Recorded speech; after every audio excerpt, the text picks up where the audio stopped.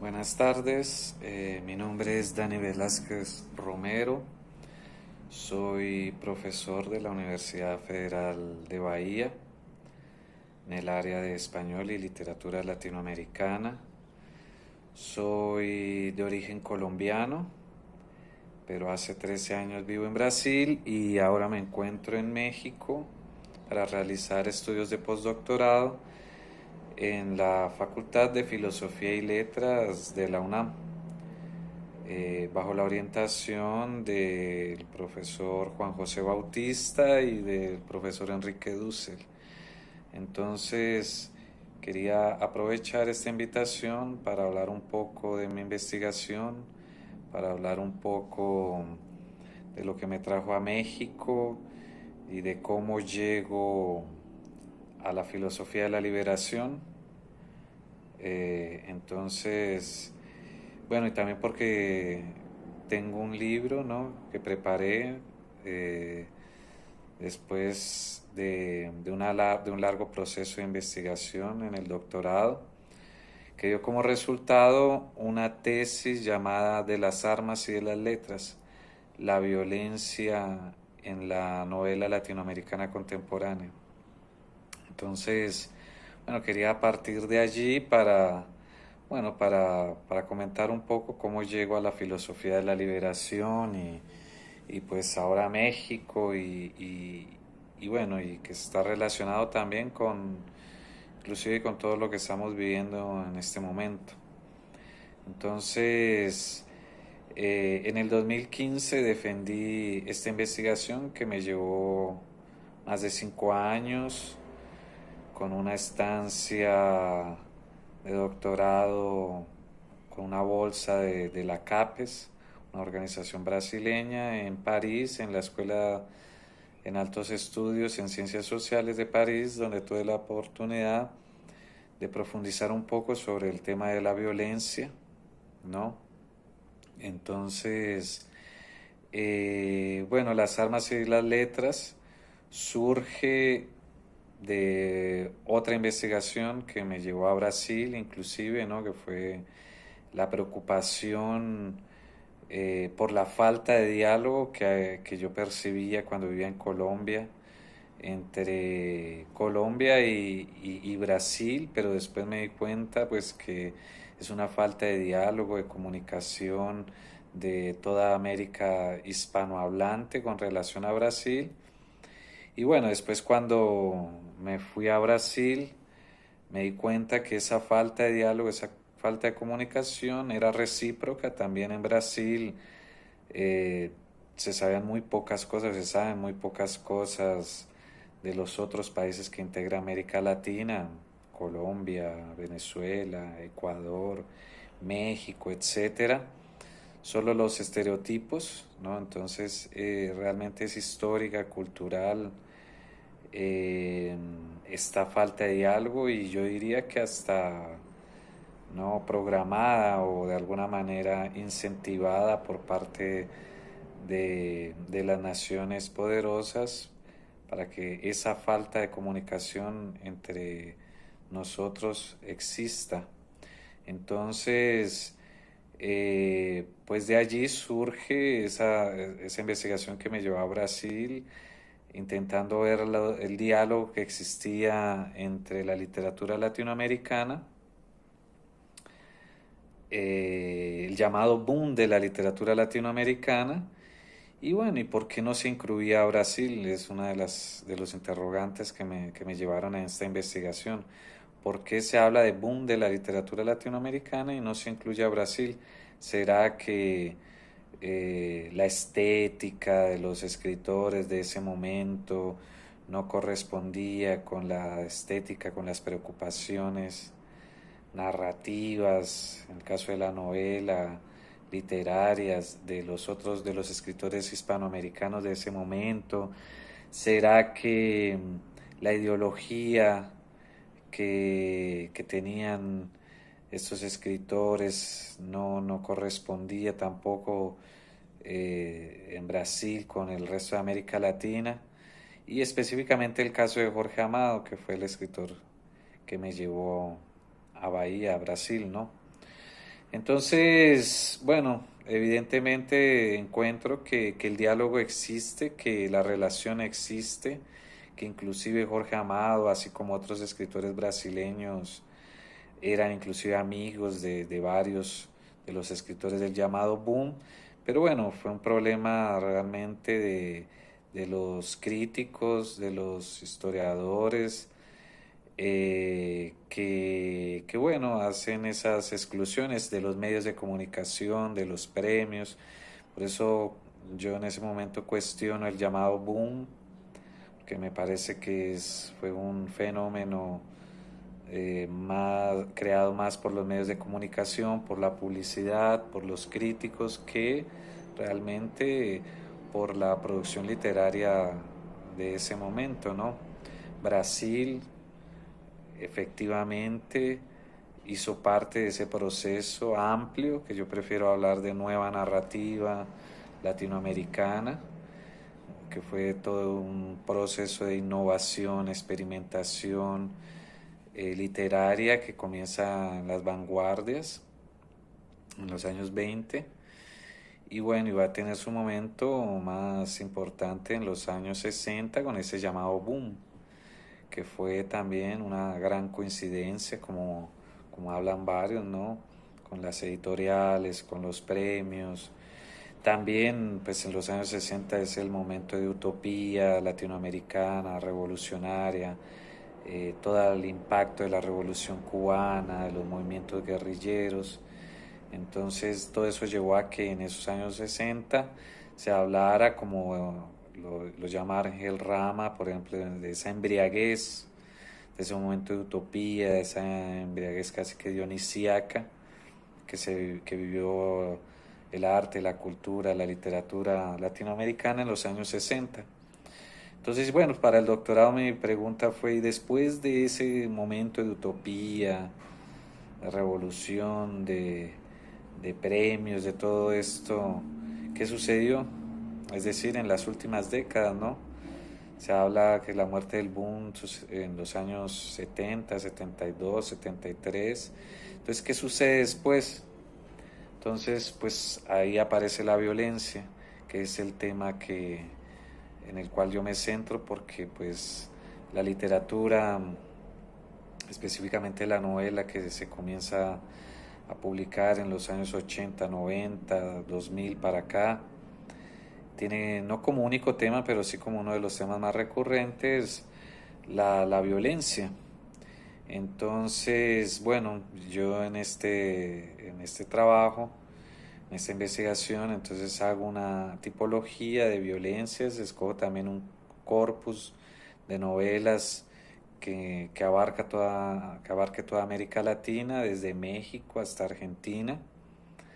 Entonces, bueno, el primer capítulo, lo que yo hago es un capítulo más historiográfico porque rastreo un poco qué sucedió en la literatura, en la narrativa, específicamente después de ese llamado boom de los años 60, ¿no? Esas repercusiones y un poco ese panorama hasta nuestros días. Ya en el capítulo 2 me centro en la violencia desatada por los conflictos político-militares, las dictaduras militares que arrancan en Brasil, ¿no? En el 64 y con la llamada Operación Cóndor y se va extendiendo a toda América Latina en los años 70, 80. Después me centro también en la violencia desatada por los conflictos guerrilleros y bueno, y novelas contemporáneas, ¿no? Que muestran, reflexionan y traen, ¿no? Esas marcas, esas huellas de esa violencia.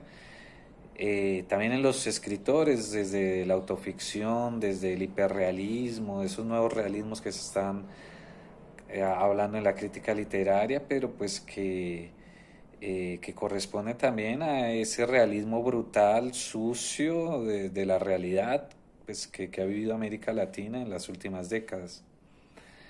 Ya el tercer capítulo, entonces lo llamo de Llegaron los narcos, porque en este panorama de dictaduras, de conflictos guerrilleros, aparece un nuevo personaje que es el narco, con todo, ¿no? Con todas impacto social, cultural, económico, político, etcétera, que genera, ¿no?, este nuevo actor de la violencia en América Latina.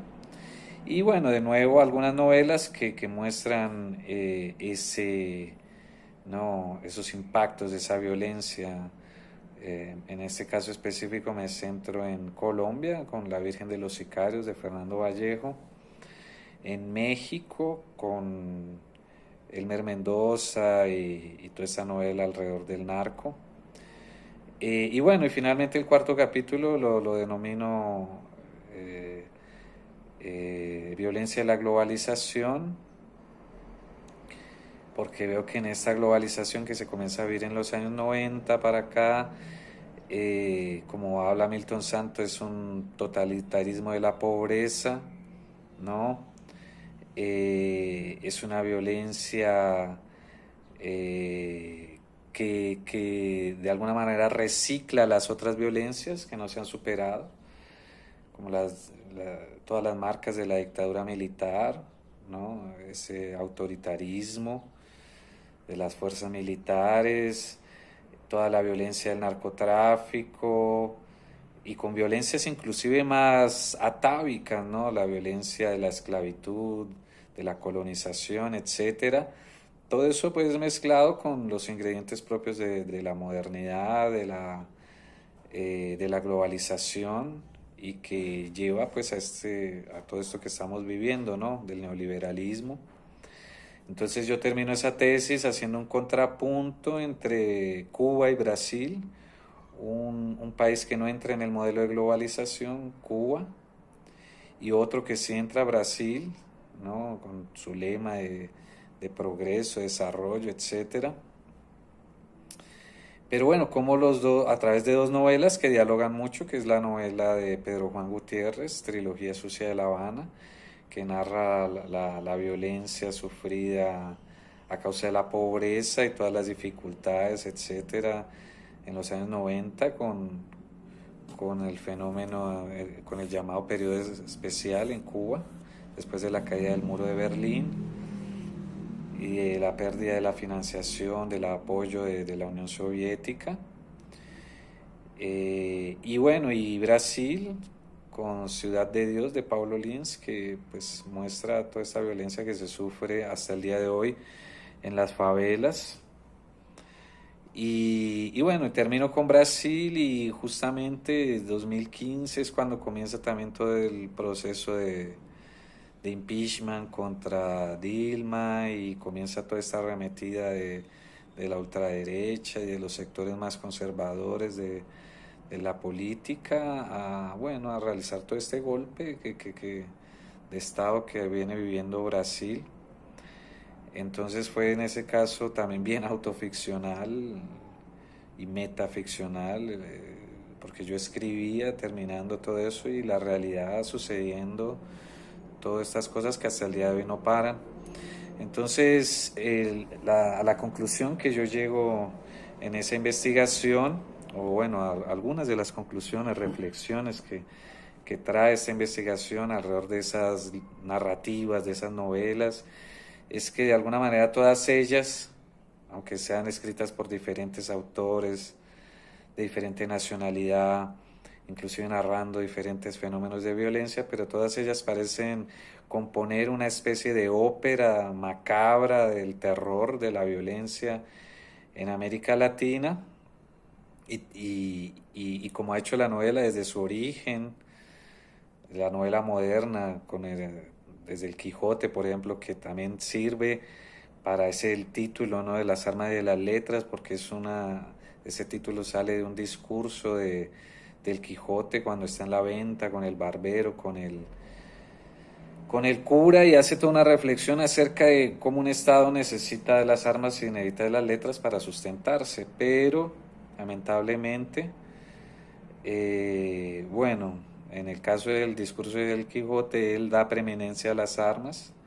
Más adelante otro escritor, eh, Roberto Bolaño, que es uno de los escritores que trabajo en la tesis, retoma este discurso para hablar pues que esa ha sido la historia de América Latina y de los jóvenes militantes que también han dado preeminencia a las armas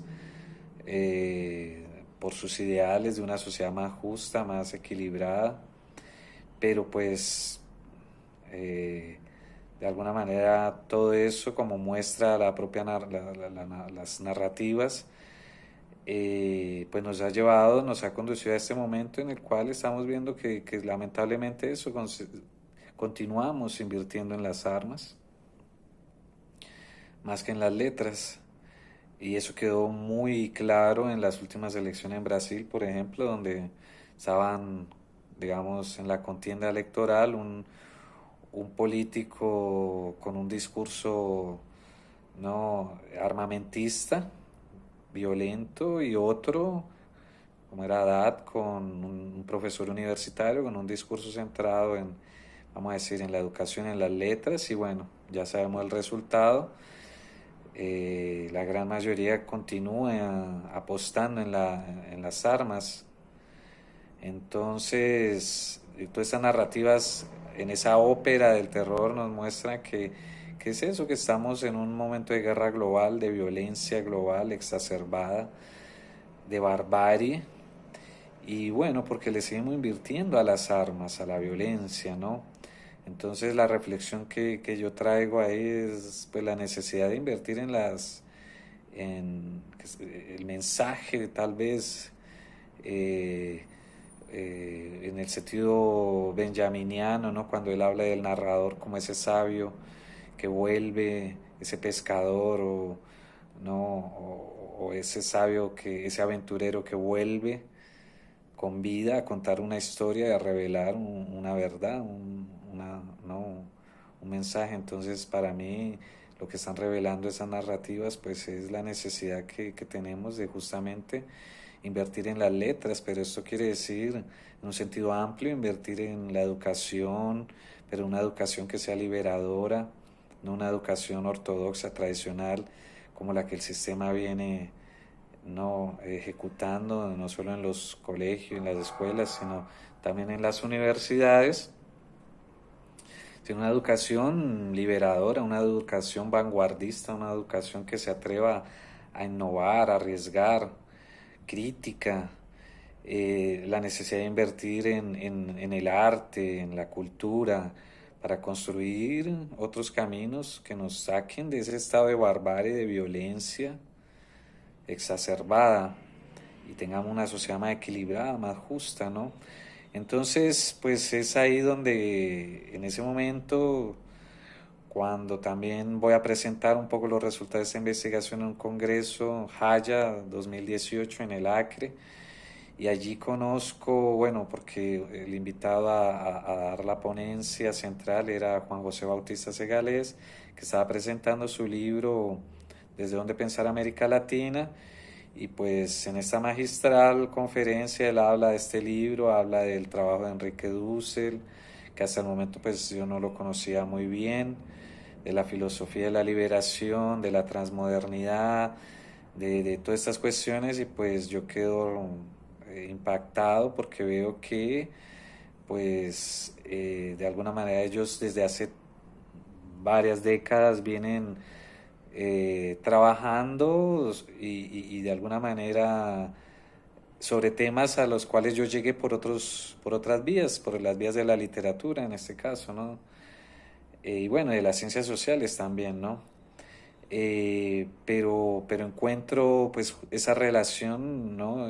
Tan estrecha que hay entre los resultados que arroja mi investigación sobre alrededor de la narrativa y pues el trabajo que ellos vienen desarrollando desde la filosofía, desde la historia, etcétera. Y pues leo el libro, quedo encantado, ¿no? Porque veo que es el trasfondo teórico, filosófico, que realmente en este momento nos puede ayudar a construir, porque entonces de ahí, como mi tesis mostró, la necesidad de eso, construir un pensamiento, una epistemología o otras epistemologías que no sean aquellas del dominador, ¿no? Las colonizadoras que hasta el día de hoy nos están dominando y llevando a este abismo, esta crisis de la humanidad, ¿no? Y de nuestra especie, esta crisis planetaria que estamos viviendo y de alguna manera que es producto de esa modernidad que tanto critica la novela, ¿no? De esa modernidad con ese lema de progreso, de desarrollo, con su sistema capitalista y ahora neoliberal de consumo, de extracción, en el cual la naturaleza es vista y asumida como objeto y objeto de consumo, de extracción, de explotación, como la ve la ciencia, como la ha asumido la Occidente, la modernidad, con ese sueño, ese ideal de felicidad a través del progreso, el desarrollo, de la acumulación de capital, ¿no? Del individualismo, del egoísmo, de la competencia, y pues que nos está en este momento mostrando esas consecuencias de eso, ¿no? Lo que ha sucedido con la naturaleza, lo que está sucediendo con el planeta, lo que está sucediendo con la sociedad, ¿no? Al extremo que hemos llegado en este momento, donde está en peligro nuestra propia permanencia, ¿no? Y la necesidad de construir otros caminos, otras epistemologías alrededor del rescate de ese pensamiento, de esos pensamientos que han sido olvidados, apagados, exterminados, silenciados por los señores de las armas, del poder, ¿no? Y de las letras también, que ha sido todo esa empresa loca llamada modernidad, ¿no? Entonces, pues eso es lo que me trae a México, eso es lo que me hace interesar por la filosofía de la liberación, por el trabajo del profesor Enrique Dussel, de Juan José Bautista, de Hinkelhammer y bueno, del grupo que está trabajando sobre alrededor de la construcción de esta nueva filosofía que integre esos pensamientos, esas epistemologías que han sido silenciadas, que han sido soterradas, ¿no? Entonces, por eso estoy aquí, ¿no? Mi interés es ayudar, ¿no? Contribuir en ese proceso de construcción, de darle a todas esas epistemologías, a ese conocimiento, ese valor también de universalidad. Y porque en este momento resulta urgente, porque en ese proceso de la modernidad, asumir la naturaleza como objeto, pues la estamos consumiendo, extrayendo sus bienes, sus riquezas, su sangre, ¿no? Y estamos viendo las consecuencias que eso está llevando, ¿no? Entonces de ahí la necesidad de retomar, de tomar otro horizonte de pensamiento, otro horizonte epistemológico, que sea tal vez el de la Pachamama, ¿no? Asumir la naturaleza no como objeto, sino como un sujeto. Y como dice Juan José Bautista, no cualquier sujeto, sino el sujeto de mayor estima, que es la madre, porque es eso, la Pachamama es nuestra madre, la madre naturaleza, la madre tierra, que nos da vida no solo a nosotros, a la especie humana, la cual también se ha de alguna manera endiosado o colocado en un lugar de privilegio, de supremacía, cuando somos apenas una especie más, eh, junto con las otras especies que pueblan ese planeta, y es nuestro deber, como dicen varias de las culturas ancestrales, ser los guardianes, los protectores de esa madre, esa gran madre tierra, y no sus verdugos, no sus destructores como el neoliberalismo, el capitalismo y todo el proyecto de modernidad lo han asumido, eh, lo han impuesto como única posibilidad de vida. Entonces, este momento, esta encrucijada nos está presentando eso. Seguimos en ese proceso de acumulación, de, de capital, de consumo irracional de los recursos de la naturaleza y de egoísmo, individualismo extremo. Y si seguimos así, bueno, nos extinguiremos o nos replanteamos y asumimos esa naturaleza es como nuestra madre, como lo que es, y comenzamos a construir, bueno, que ya eso se está realizando,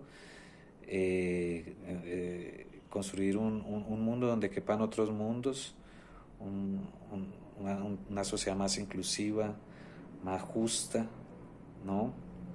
No solo con los otros seres humanos, sino con los otros seres vivos que pueblan este planeta, ¿no? Y donde todos podamos vivir bien, ¿no? Ese concepto de suma camaña de los pueblos andinos que es tan interesante e importante, esa idea de vivamos bien porque podemos, tenemos cómo y aún es posible. Entonces, bueno, eso quería compartir y gracias de nuevo por esta oportunidad y bueno, esperemos que todo esto también nos enseñe algo, ¿no? Una gran lección de vida y seguir adelante construyendo nuevos caminos de liberación, de descolonización de nuestro pensamiento y formas más justas, equilibradas de vivir en este gran planeta, en esta hermosa tierra que, que tenemos el privilegio de habitar. Muchas gracias.